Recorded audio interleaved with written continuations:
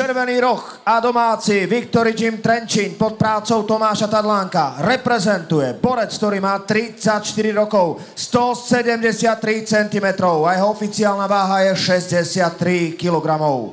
Na konte má 52 víťazstiev, 27 prehier. Je interkontinentálnym šampiónom organizácie WMC. Je majster Európy organizácie WMC a súčasná dvojka rebríčka PML. A jeho meno je Lukáš Manďo Mandinec.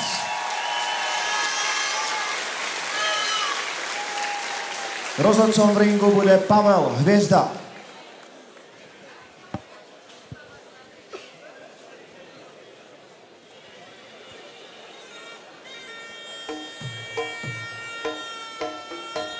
Viac ako 70 profi zápasov na konte Lukáša Mandinca a v zbierke aj tituly interkontinentálneho šampióna VMC, národného šampióna VMC aj majstra Európy.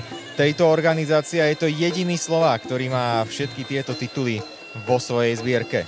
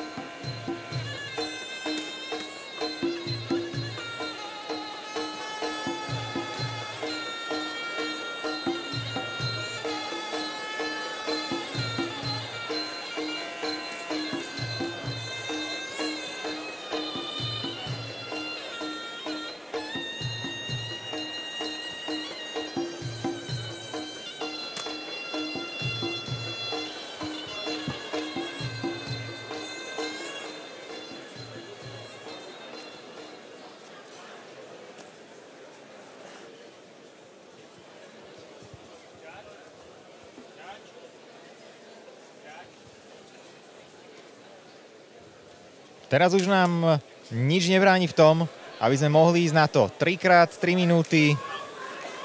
Mandinec versus Pupa.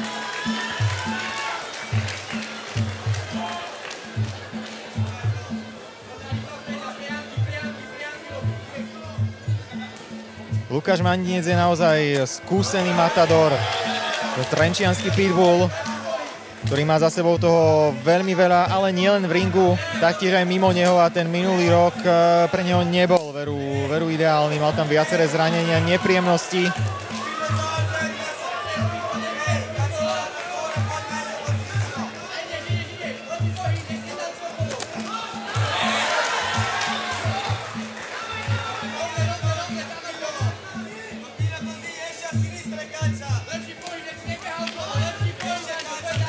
Mandinec zvykne na domácej pôde v Trenčine zápasiť výborne, užíva si to. Je tu veľmi silný. Dnes je jasným favoritom, o tom nie je žiadnych pochybností. Nepripúšťajú si nič iné ako výhru. Krásny sweep Klincu. Vidno, že má v tom Mandinec veľkú silu.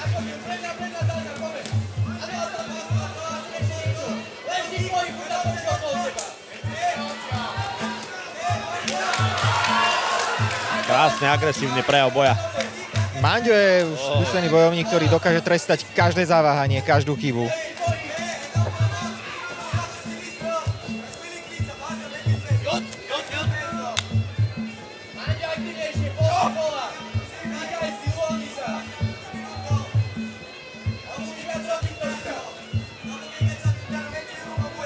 Hoci dnes Mandinec zápasí na domácej pôde, tak nemá problém vycestovať samozrejme aj naopak na superovú pôdu.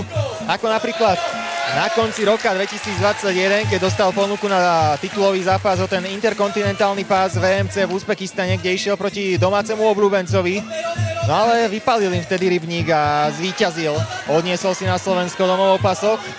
Môžem povedať, že fakt, že v Uzbekistane na nejakej ruskej pôde vyhrať zápas, fakt to si zaslúži odvahu a aj výkon. Patričný.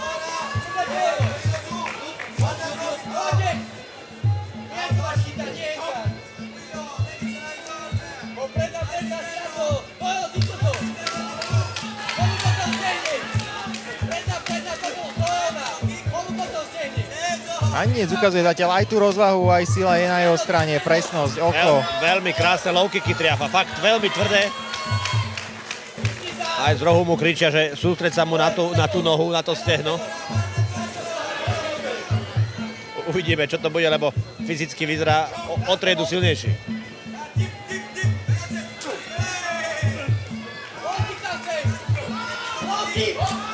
Kupa si veril, že Mandinec je super a silné meno, na ktorom sa môže ukázať, ale v úvodnom kole videl, že také jednoduché to veru mať nebude.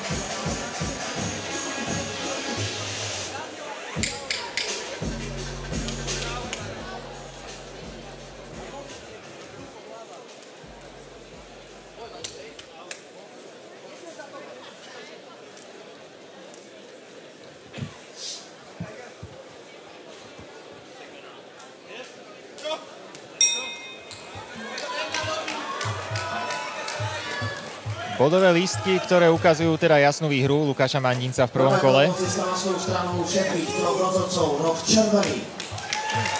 Tam sa ani nič iné čakať nedalo, takže zatiaľ publikum s priebehom tohto duelu môže byť spokojné.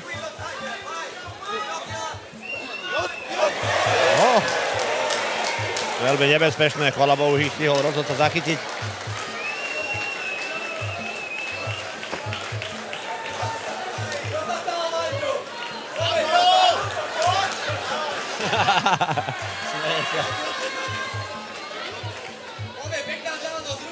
Vidno, že ho to fakt baví ten šport. Je to fakt krása sa pozrieť na takých dvoch športovcov, ktorých to baví a ktorí majú takýto prejav. Mandio je naozaj srdciarom. V podstate celú svoju kariéru nemôže sa tomu vôbec venovať na full time a keď tu mal minulý rok v Trenčíne titulový zápas o európsky pás VMC, tak si tedy zobral dovolenku z práce, aby sa mohol pripravovať dvojfázovo konečne. Veľmi super, to je super.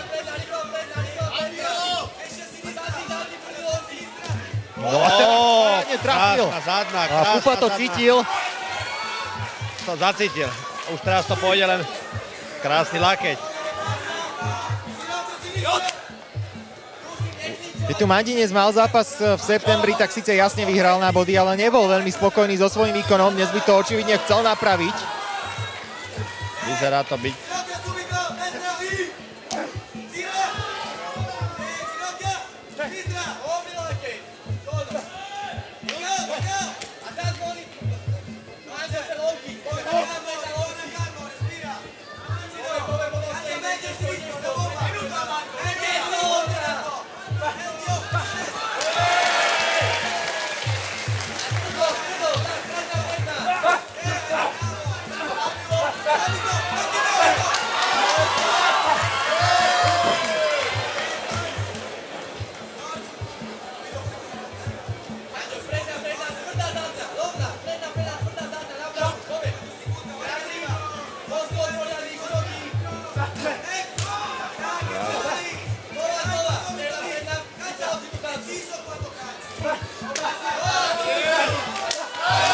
Krásne low kicky, tvrdé, agresívne.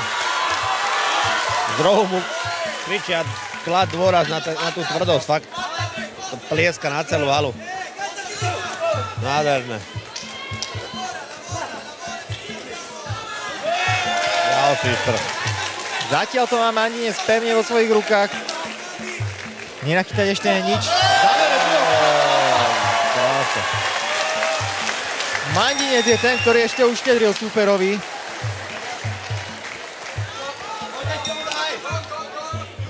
Je koniec. Áno, teraz ešte menšie nedorozumenie, ale máme tu koniec druhého kola.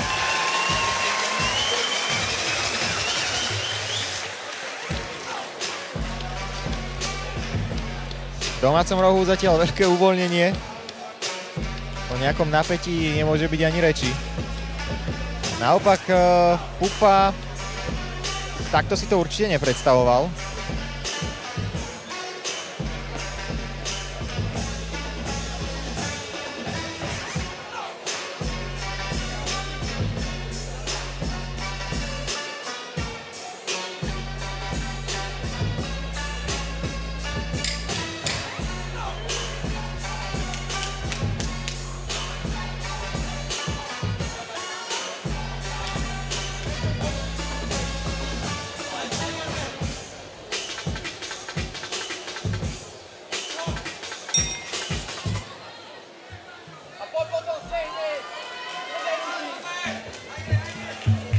Začína sa nám tretie kolo, do ktorého Lukáš Mandinec vstupuje.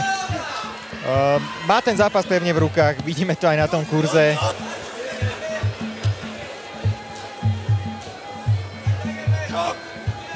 Bronkové získava na svou stranu všetkých troch. Aj grafické potvrdenie toho, ako vyzerajú bodové lístky. Otvorené bodovanie je niečo, čo už v PML funguje úplne od prvého turnaja. Teraz to vlastne vidíme aj na turnajoch Octagonu. Čo na to ty hovoríš?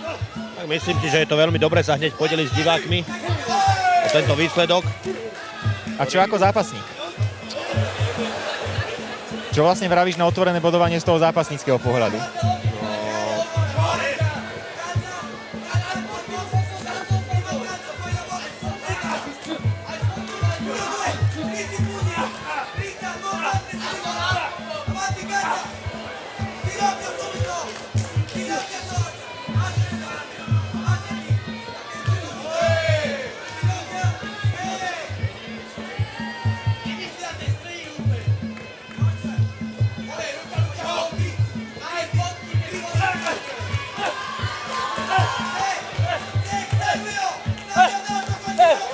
Minúta a pol do konca tohto duelu. Mandinec, ako som povedal, rád zápasí na domácej pôde.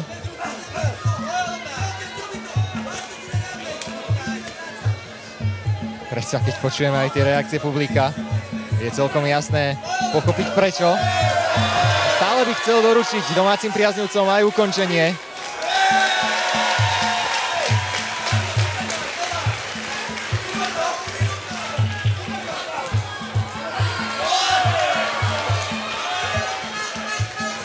Síl má ešte očividne dosť. Už má za sebou viacero skúseností aj s 5-kolovými súbojmi.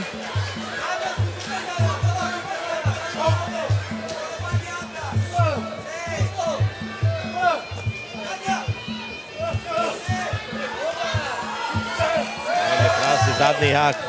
Hák. Snaží sa to ukončiť čo najskôr.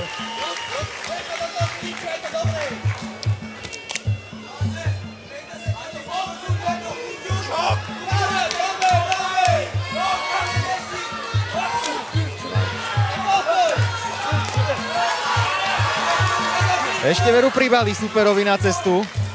Niečo navyše. 10 sekúnd do konca.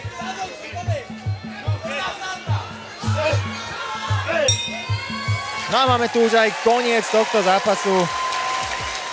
Prejavenie rešpektu, čo je určite sympatické vidieť.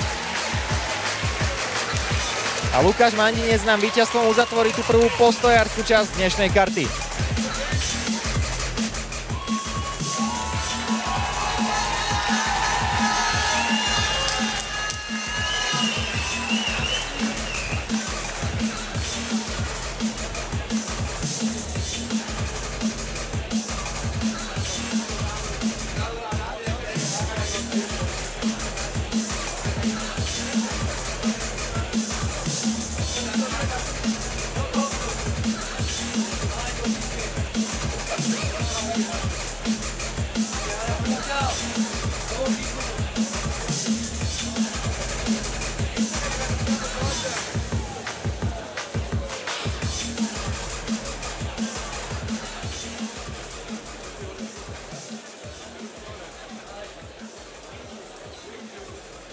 Dámy a páni, ešte pred vyhlásením výsledku si dovolím vás vyzvať k obrovskému potlesku na obidve strany. Obaja páni predvedli fantastický zápas.